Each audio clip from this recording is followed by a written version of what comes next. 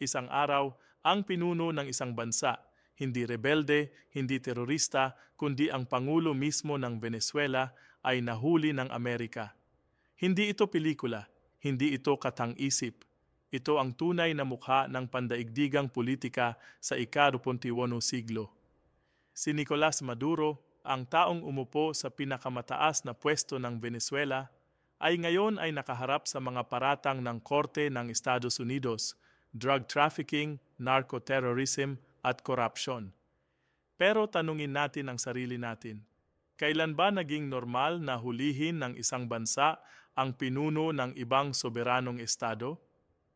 Ano ang ibig sabihin nito para sa ating lahat, lalo na sa Pilipinas na maliit na bansa rin na nakaharap sa mga malalaking kapangyarihan?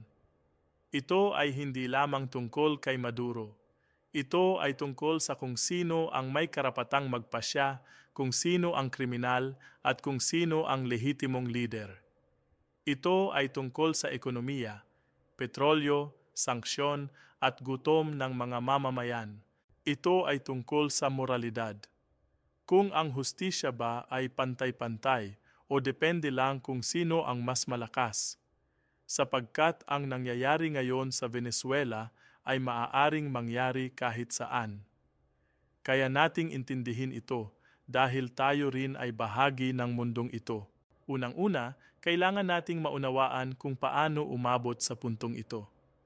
Noong Enero 3, 2026, isang Sabado ng madaling araw, nagsagawa ang mga puwersa ng Estados Unidos ng tinatawag nilang large-scale strike sa Venezuela. Hindi ito simpleng operasyon. Ito ay isang militaring paglusob sa kabisera mismo ng Venezuela sa Caracas, kung saan kinuha nila si Nicolas Maduro at ang kanyang asawa na si Cilia Flores mula sa kani-kanilang tahanan. Dinala sila sa USS Iwo Jima, isang barko ng US Navy, at pagkatapos ay inilipad patungo sa Guantanamo Bay bago ilipat sa New York. Nang Lunes, Enero 6, 2026, humarap sila sa korte ng Manhattan sa Southern District of New York, kung saan sila ay nag-plead ng not guilty sa harap ng US District Judge Alvin Hellerstein. Ang lahat ng ito ay nangyari sa loob lamang ng ilang araw. Ngunit ang kwento ng mga paratang laban kay Maduro ay nagsimula pa noong 2020, 5 taon bago ang kanyang pagkakahuli. Ang mga paratang ay napakalubha. Sinasabi ng indictment na si Maduro at ang kanyang asawa ay nagtrabaho ng magkasama sa loob ng maraming taon upang mag-traffic ng cocaine na nakuha ng mga law enforcement ng Venezuela. Ang sabi nila, mayroon silang sariling mga gang na sponsorado ng Estado upang protektahan ang kanilang operasyon. Inuutos daw nila ang kidnapping, pagpalo, at mga pagpatay laban sa mga taong may utang sa kanila ng pera sa droga o kung sino man ang sumasagabal sa kanilang operasyon. Ito ay hindi basta-basta paratang. Ito ay sistematiko, detalyado, at tila nakadocument ng mahabang panahon.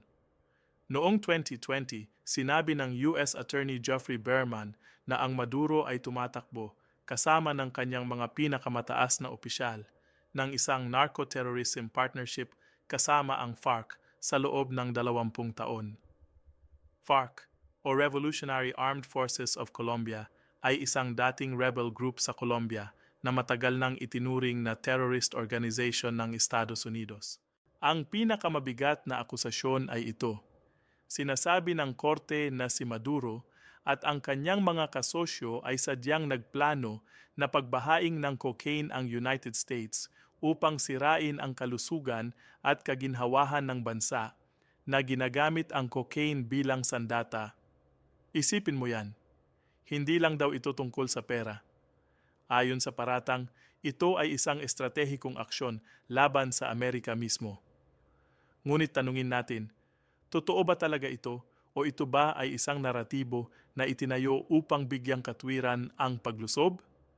Dahil sa kasaysayan ng Amerika sa Latin America, maraming beses na silang gumamit ng parehong dahilan, drugs, corruption, democracy, upang makialam sa mga bansang kanilang gustong kontrolin. Naaalala pa natin si Manuel Noriega ng Panama noong 1989. Dinakip din siya ng Amerika gamit ang parehong dahilan, drug trafficking. At pagkatapos, sumunod ang US invasion na pumatay ng libu-libong Panamanian civilians. Ang kasaysayan ay paulit-ulit. Ngunit huwag tayong magkamali. Hindi rin tayo pwedeng basta magsabi na si Maduro ay inosenteng biktima. Ang Venezuela sa ilalim ni Maduro ay lubhang nasira. Ang ekonomiya nila ay bumagsak. Milyon-milyong Venezuelan ang tumakas sa ibang bansa dahil sa gutom at kahirapan. Ang inflation rate nila ay umabot sa 1,000,000% sa isa pang punto ng kanilang krisis. Ang mga tao ay walang pagkain, walang gamot, walang basic services. At maraming ebidensya na ang korupsyon sa loob ng gobyerno ni Maduro ay walang hanggan. Noong 2012, ang US government ay nag-report na ang Venezuela ay naging isa sa mga pangunahing ruta ng cocaine trafficking mula South America. Maraming Venezuelan officials, kasama na ang mga general ng militar, ay nasangkot sa tinatawag nilang Cartel de los Soles, ang kartel ng mga araw, na pangalang tumutukoy sa mga sun insignia na suot ng mga general.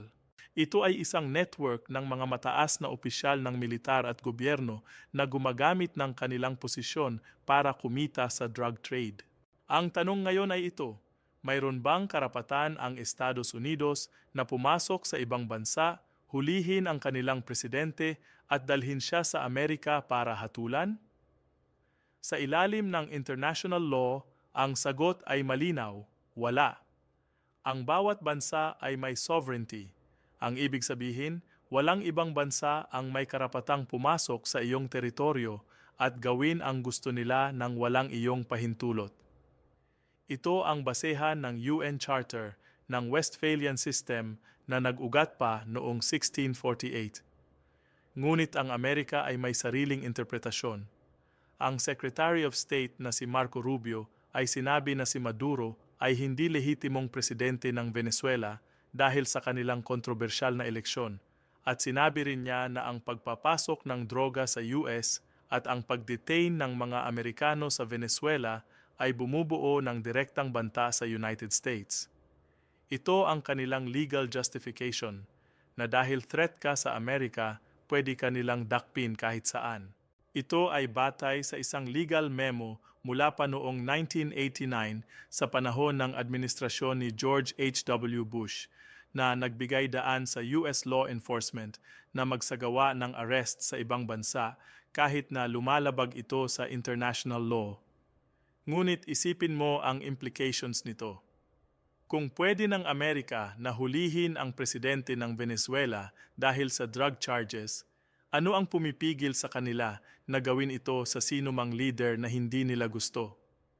Ano ang pumipigil sa China o Russia na gumawa ng pareho? Kung ang bawat malakas na bansa ay magsisimulang hulihin ang mga leader ng mas mahinang bansa gamit ang kanilang sariling batas, ano ang magiging kahulugan pa ng sovereignty?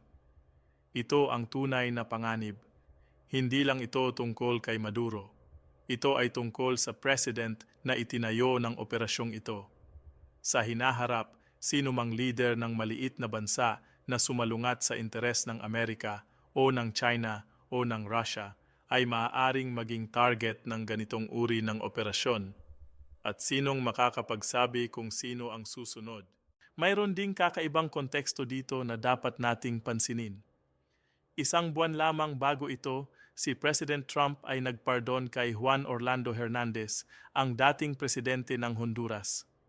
Ang jury sa New York ay nakahanap kay Hernandez na guilty sa pagtulong sa drug traffickers na mag-import ng mahigit 400 tons ng cocaine sa US. Ginagamit niya ang drug money para punduhan ang kanyang kampanya at ginamit ang kanyang kapangyarihan para protektahan ang mga drug lords. Ngunit pinardon siya ni Trump. At ngayon, dinakip nila si Maduro para sa halos parehong akusasyon. Ano ang pagkakaiba? Ang sagot ay simple. Si Hernandez ay kakampi ng Amerika. Si Maduro ay hindi. Ito ang tunay na batayan ng hustisya sa pandaigdigang politika, hindi kung sino ang kriminal, kundi kung sino ang kakampi mo. Pag-usapan din natin ang eleksyon ng Venezuela noong Hulyo 2024. Ang opposition candidate na si Edmundo Gonzales ay nag-claim ng panalo base sa precinct-level tallies at independent monitoring, habang ang government-controlled National Electoral Council ay nag-declare kay Maduro bilang nanalo. Karamihan ng demokratikong bansa sa mundo, kasama ang Amerika, ay tumanggi na kilalanin si Maduro bilang lehitimong presidente. Ngunit nag-inaugurate pa rin siya noong Enero 10, 2025 para sa kanyang third term. Ang Venezuela ay nahahati, ang oposisyon ay nagsasabing dinaya ang eleksyon, ang gobyerno ay nagsasabing legitimate ang resulta. Ngunit ang katanungan ay, sino ang may karapatang magpasya? Ang Venezuelan people mismo o ang Estados Unidos at ang kanilang mga alyado? Maraming bansa ang nag-react sa operasyon ng Amerika. Ang Russia ay kumondena ito bilang armed aggression laban sa Venezuela. Ang Colombia, kahit na may tensyon din sila sa Venezuela dahil sa FARC at sa drug trafficking, ay nag-alala sa escalation. Ang Cuban government ay nagsabi na ito ay paglabag sa international law. Ngunit ang Argentina, na pinamumunuan ngayon ng pro-American president na si Javier Milei, ay pinuri ang hakbang. Nakikita natin dito ang geopolitical fault lines. Ang mundo ay nahahati sa pagitan ng mga bansang sumusuporta sa US unilateralism at mga bansang nangangamba sa mga implications nito. Para sa atin dito sa Pilipinas, mahalaga na maintindihan natin ang kontekstong ito. Tayo rin ay maliit na bansa. Tayo rin ay may mga territorial disputes na may kinalaman sa mga malalaking kapangyarihan. Kung ang Amerika ay pwedeng pumasok sa Venezuela at hulihin ang kanilang presidente, ano ang nagsasabi na hindi mangyayari ang katulad nito sa atin kung sakaling may political shift sa hinaharap? Ano kung ang isang bagong administrasyon sa Amerika ay magpasya na ang isang Filipino leader ay threat sa kanilang national security? Ano kung ang China ay gumawa ng pareho dahil sa West Philippine Sea? Ang president na itinayo sa Venezuela ay hindi lang tungkol sa Venezuela. Ito ay tungkol sa lahat ng bansa na nasa pagitan ng dalawang malalaking kapangyarihan. At ngayon, nandyan na si Maduro sa Metropolitan Detention Center sa Brooklyn. Ang kanyang asawa ay may mga pinsala sa tadyang mula sa operasyon. Nakaharap sila sa 4 major federal charges: narco-terrorism conspiracy, cocaine importation conspiracy, at 2 weapons-related offenses. Kung sila ay mapapatunayang guilty, ang parusa ay maaaring umabot sa life imprisonment. Ang susunod na court date nila ay Marso 17. Ang buong mundo ay nanonood. Ang mga abogado nila ay naghahanda. Ang Venezuelan government in exile o kung sino man ang nananatiling loyal kay Maduro ay naghahanda rin. Pero ang mas malaking tanong ay, ano ang magiging epekto ng lahat ng ito sa balanse ng kapangyarihan sa mundo? Ang Amerika ay nagsasabing ito ay tungkol sa hustisya, na ang drug trafficking ay malaking threat sa kanilang bansa at kailangang managot si Maduro. Pero ang maraming kritiko ay nagsasabing ito ay tungkol sa kontrol, sa oil ng Venezuela, sa geopolitical influence sa Latin America, sa pagpapakita na ang Amerika ay hindi pa rin tapos na maging world police. Ang Venezuela ay may pinakamalaking oil reserves sa buong mundo.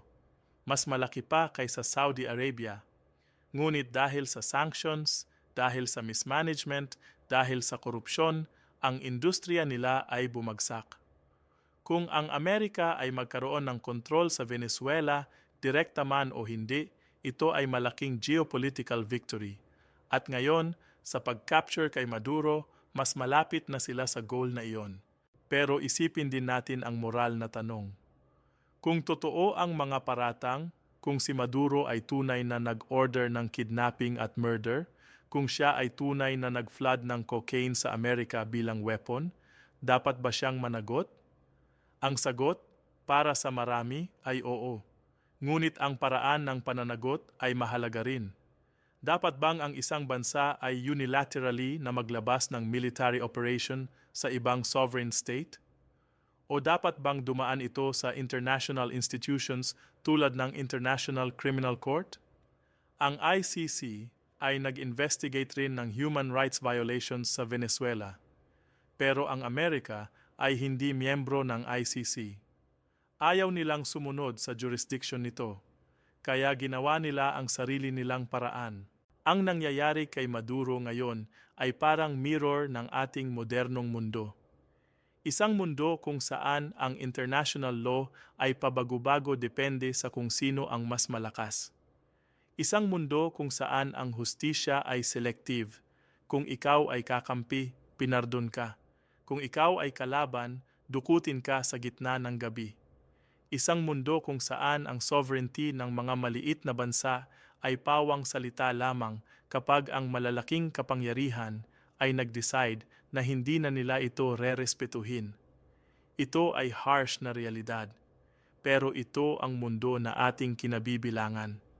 At bilang Pilipino, bilang mamamayan ng isang bansa na nasa crossroads ng Pacific power struggle, kailangan nating maging matatalino.